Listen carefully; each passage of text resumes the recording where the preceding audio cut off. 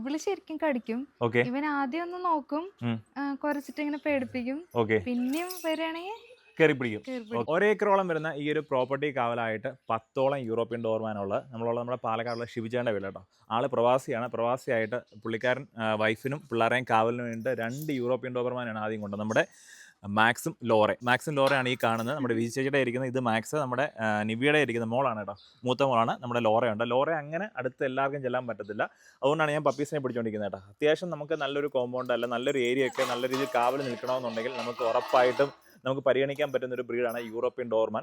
ഡോർമാൻ ഏതായാലും കുഴപ്പമില്ല. അതിൽ തന്നെ യൂറോപ്യൻ ഡോർമാൻ എന്ന് പറയുമ്പോൾ അത്യാവശ്യം നല്ല സൈസുള്ളൊരു സാധനം അല്ലേ ജി? അപ്പോൾ ഇവരെ വളർത്തുവാണെങ്കിൽ തന്നെ അത്യാവശ്യം ഒരു ഫെൻസിങ് അല്ലാന്നുണ്ടെങ്കിൽ കോമ്പൗണ്ട് വാളൊക്കെ ഉണ്ടെങ്കിൽ നല്ലതായിരിക്കും. കാരണം വെളിയിലോട്ട് അങ്ങനെ പോകത്തില്ല. അല്ലാന്നുണ്ടെങ്കിൽ അത്യാവശ്യം നമ്മൾ ബൗണ്ടറി ട്രെയിനിങ് കൊടുക്കണം. അപ്പോൾ അത്യാവശ്യം ഒരു ഡ്രൈ ഫുഡും അല്ലാന്നുണ്ടെങ്കിൽ ചിക്കനോ കാര്യങ്ങളെല്ലാം തന്നെ കഴിക്കുന്നുണ്ട്. നിലവിൽ 4 നേരമാണ് ഇവരുടെ ഫുഡും കാര്യങ്ങളൊക്കെ തന്നെ വരുന്നത്. അപ്പോൾ അത്യാവശ്യം നല്ല ലൈനേജിലുള്ള നല്ല കെനലിൽ വന്ന ഡോഗ്സാണ് ഈ കാണുന്നതെല്ലാം തന്നെ. ബ്ലാക്ക് ആൻഡ് ടാൻ കളറാണ് വന്നിരിക്കുന്നത്. പിള്ളേരും ചേച്ചിയാണ് ഈ ഡോഗ്സിൻ്റെ കാര്യങ്ങളെല്ലാം തന്നെ നോക്കുന്നത്. പല ആൾക്കാരും ഡൗട്ടുള്ളതാണ് പിള്ളേരായിട്ട് സെറ്റ് ആവുക അല്ലാന്നുണ്ടെങ്കിൽ ലേഡീസിന് പറ്റുമെന്നുള്ള കാര്യം. അങ്ങനെയുള്ള പ്രശ്നങ്ങൾ ഒന്നും തന്നെ ഇല്ല.